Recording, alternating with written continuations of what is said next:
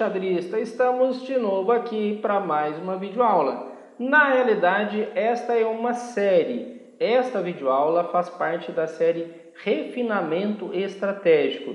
É para a gente aprender a lidar com posições mais técnicas no campo da estratégia superior. Um dos pilares mais difíceis, uma das maiores dificuldades mesmo aqui que os alunos do Clube de Xadrez Online trazem para suas aulas é exatamente como converter as vantagens, como lidar com posições mais técnicas ligadas à estratégia superior. Então esta série é para tentar sanar, é para ajudar esse enxadrista que tem esta dificuldade em melhorar o seu desempenho quando as posições exigirem uma técnica mais refinada, uma técnica superior. Então, por isso que se chama a série Refinamento Estratégico. Nós vamos pegar posições interessantes no campo da estratégia, em partidas de alto nível do xadrez magistral, algumas clássicas, outras mais recentes, e nós vamos colocar sob o ponto de vista de comentário, de análise, à luz assim, de uma estratégia mais refinada. Então nós vamos começar com essa partida do Botvinnik. Essa partida Botvinnik e Flohr foi jogada em 1936 no torneio de Moscou. 36 ainda faltavam 12 anos para o Botvinnik ser campeão do mundo, porque o pentagonal só acontece em 1948 com a morte do Alekhine em 46. Mas 12 anos antes, o Botvinnik já mostra uma técnica invejável. E o xadrez dele é exatamente o xadrez da técnica, o xadrez da lógica, o xadrez científico. Então nós começamos esta videoaula exatamente com uma partida dele. E cada partida vai ter um tema, ela vai ser temática. Então essa partida vai ser de casas fracas. O Botvinnik vai converter a sua vantagem, vai ganhar a partida através das casas fracas. Então a partida foi assim: E4, cavalo F6, Botvinnik de brancas. Então nós estamos aqui numa Alekhine. Alekhine, a ideia é trazer os peões para o centro, a ideia é para as pretas, aonde esses peões no centro poderiam ser alvos depois, ou seja, os peões poderiam ficar fracos e também com o avanço deles gerar casas fracas. Tanto é que essa partida, nós tivemos isso, mas curiosamente o contrário. O que pretende as pretas aqui, na realidade o Botvinnik aqui explora lá no meio jogo, lá na frente. Então dá para jogar com C4 também, Nós temos aqui a possibilidade do C4, mas o D4 e cavalo F3 é o que eu tenho jogado. Eu sou um jogador que joga mais E4, também mesclo com D4 e C4. Mas o E4, quando eu enfrento a Alekhine, eu uso esse sistema aqui, que é o sistema moderno, Então aqui nós podemos jogar com mais tranquilidade em termos de ação no centro, porque a gente não expõe tanto os peões. Então, Rocô, dá para jogar aqui com C4 e toma D6 também. Aí o Flohr tomou em E5, o Botvinnik toma lá, bispo toma E2, dama toma E2. Então agora nós temos um cavalo no campo do adversário, numa casa forte, uma casa boa aqui. E nós temos também as pretas com um cavalo bem posicionado, mas a qualquer momento o branco consegue tirar este cavalo daí. O cavalo D7 já pretende fazer essa troca, já que o cavalo das brancas está muito forte em E5, o cavalo em D7 então pretende tirar esse cavalo. Qual que é a ideia do F4? Consolidar esse centro. Toda vez que faz aqui a tomada, nós vamos tomar de F, ou seja, o centro fica mais forte e abriria também a coluna F. Aí o Flohr não toma, joga E6. O C4 já era esperado para tirar o cavalo de sua boa casa D5. Aí o cavalo vai para B6, bispo E3, branco terminando o desenvolvimento, as pretas também. Ó, bispo E3, cavalo C3, bispo E7, roca. É tudo jogada vinculado à necessidade de colocar as peças em jogo, tanto de brancas quanto de pretas.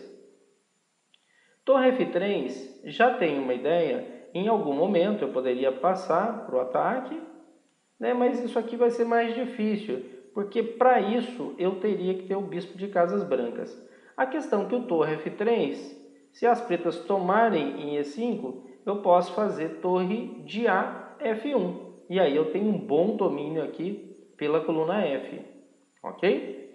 E também, se for o caso, posso jogar depois torre D1, torre D3 e essas torres trabalharem pela coluna D.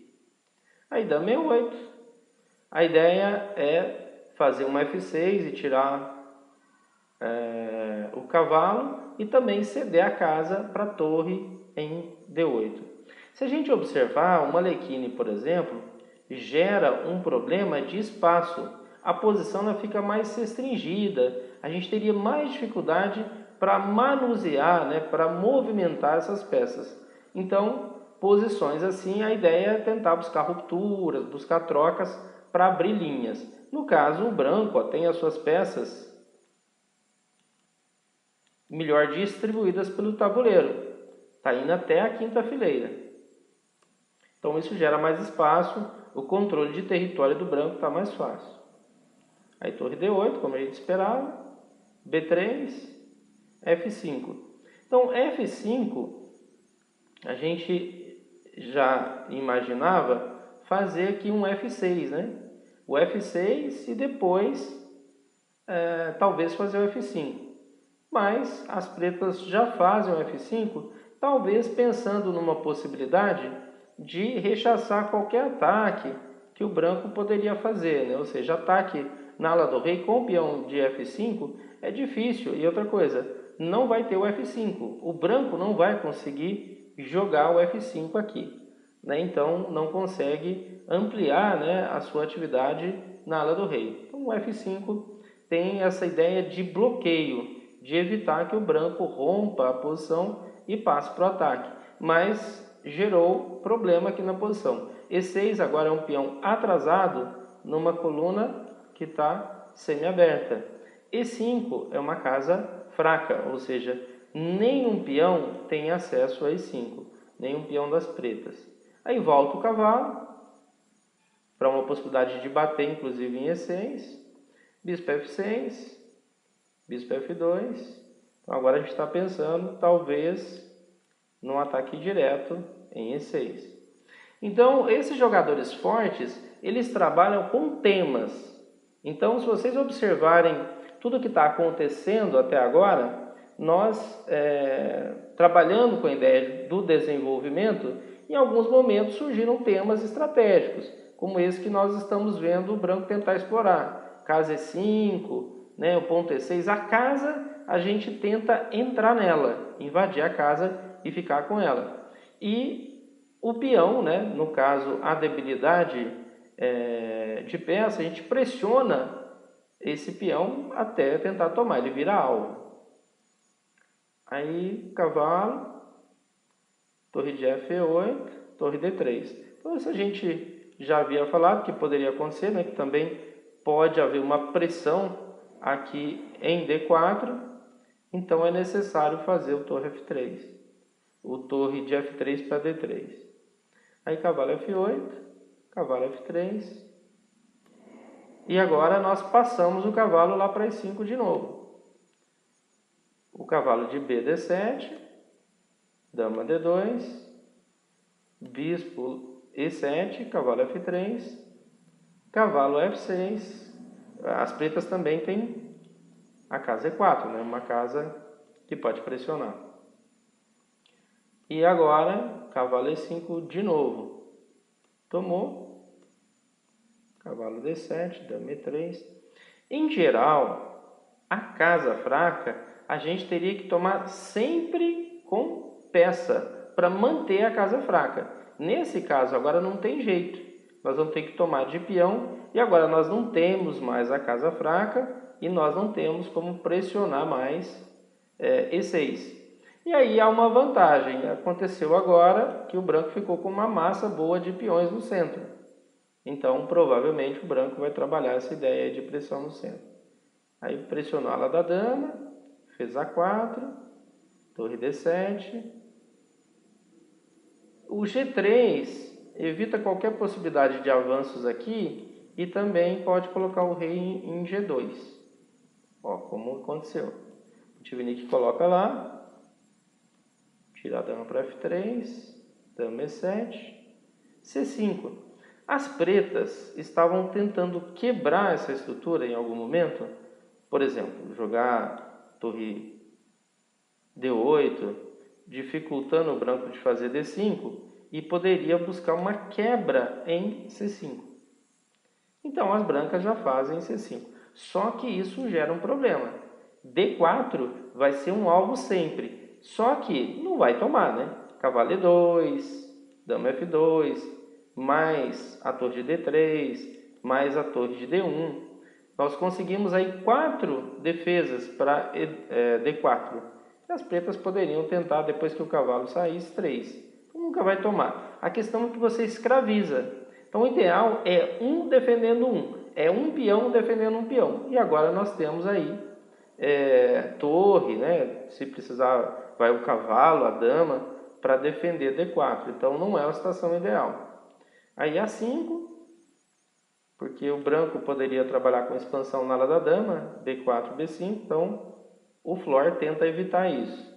E agora é uma das manobras mais bonitas que eu já vi no campo da estratégia, que é o que o Botvinnik faz agora. Então, se a gente observar as casas fracas, nós temos E4, D5, B4, B6 e D6. Mas de todas essas casas fracas, qual que é a casa como se fosse um peso 2? Então, peso 1 existe a fraqueza ali, mas tem dificuldade de explorar. O peso 2 existe a fraqueza, mas tem possibilidade de exploração, às vezes até imediata. No caso, então, seria D6. Imagina uma peça lá, um cavalo colocado lá em D6. O quanto ele fica bem posicionado. Está dentro do campo do adversário, né? E aqui ele consegue um raio de ação, como nós vamos ver, super bom de 8 casas, né? Que é a ação do cavalo ali. Mas dessas casas, 6 já são dentro do campo do adversário. Então gera uma pressão muito grande. Olha só. Então a gente fala assim, mas não pode ficar jogando com a mesma peça várias vezes. Na estratégia, sim. Eu estou montando um roteiro, né? Então o tema que a gente havia falado é a casa fraca. Eu estou montando uma rota, estou fazendo um roteiro de exploração estratégica para entrar em D6. Então é natural que eu vá jogar com a peça um monte de vezes. Aí o bispo volta para poder defender B6 e poder defender D6. Se tomar agora, não vai adiantar, né? Porque o peão vai estar a 2 casas da coroação. É o peão passado defendido, é o mais forte que nós temos no xadrez. A casa E5 ficou fraca. De novo, para poder explorar, especialmente agora o peão, que era peso 1 em termos de exploração, agora ele é peso 2, porque ele pode ser facilmente atacado. Torre 3, torre 1, dama E2, e aí a gente já tem uma pressão enorme em cima dele. Bom, mas esse cavalo vai incomodar muito, então em algum momento vai ter que trocar. Torre B8. Aí o branco faz torre B1. Nós temos as colunas abertas, que não tem peões, são as melhores colunas para as torres. Nós temos as colunas semi-abertas, tem um peão de um lado e não tem peão do outro. Então, por exemplo, por que a coluna D é boa para as pretas? Exatamente porque é semi-aberta. Ou seja, tem peão das brancas, não tem das pretas. As torres agem bem ali. Por que a coluna F é boa para as brancas? Exatamente porque não tem peão das brancas e tem peão das pretas. Ok? Então o branco o que está querendo agora? Abrir. A hora que ele jogou torre B1, é uma coluna que está fechada, mas com B4 ele força a abertura. Se as pretas não tomam, o branco toma e abre lá. Agora ele toma para passar a dama, e essa posição estrategicamente ela já está resolvida. Estrategicamente essa posição não tem como sustentar. Olha que plano mais simples. Dama C4, protege aqui e ataca lá, ok? Aí eu jogo torre 3, que também vai atacar lá. E depois eu posso jogar torre B2 ou torre B1. E depois passo para E1. Vou gerar 3 ataques e dá para fazer 2 defesas. Mas há um problema tático aqui, ó. Esta dama, ela não está só defendendo o B7. Ela está gerando um problema tático na diagonal. Então, Botvinnik deveria ter percebido isso. Jogado rei H3, rei G1. Mas ele não joga. Ele jogou torre 3, rei F7 e agora poderia jogar de novo o rei H3.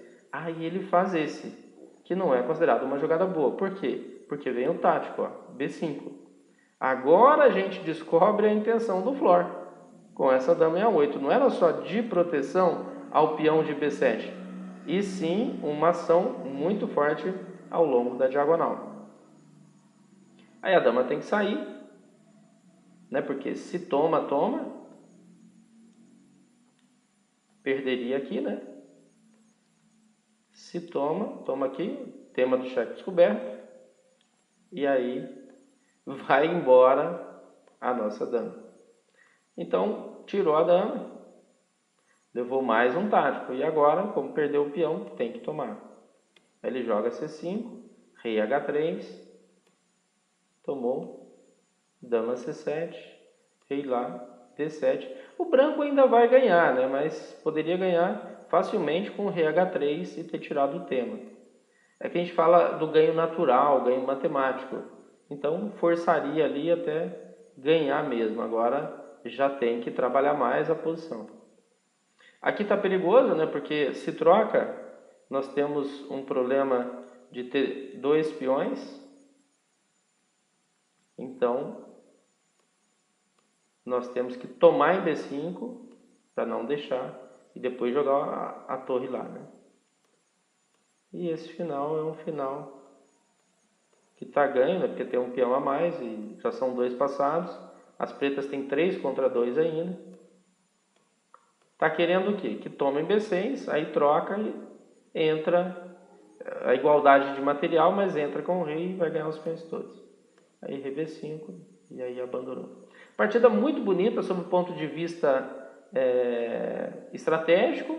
Então tem um refinamento de como explorar. A manobra do cavalo é muito bonita, né? Cavalo B1, cavalo A3, cavalo C4, cavalo D6, para explorar exatamente o tema da casa fraca, que é o que o branco trabalhou aqui, né? Na posição de meio jogo, quando surgiu o tema, o branco trabalhou para explorar e explorou muito bem. Só teve um errinho aqui que não jogou rei H3, né? Porque evitaria os problemas táticos. Então nós vamos para a próxima partida.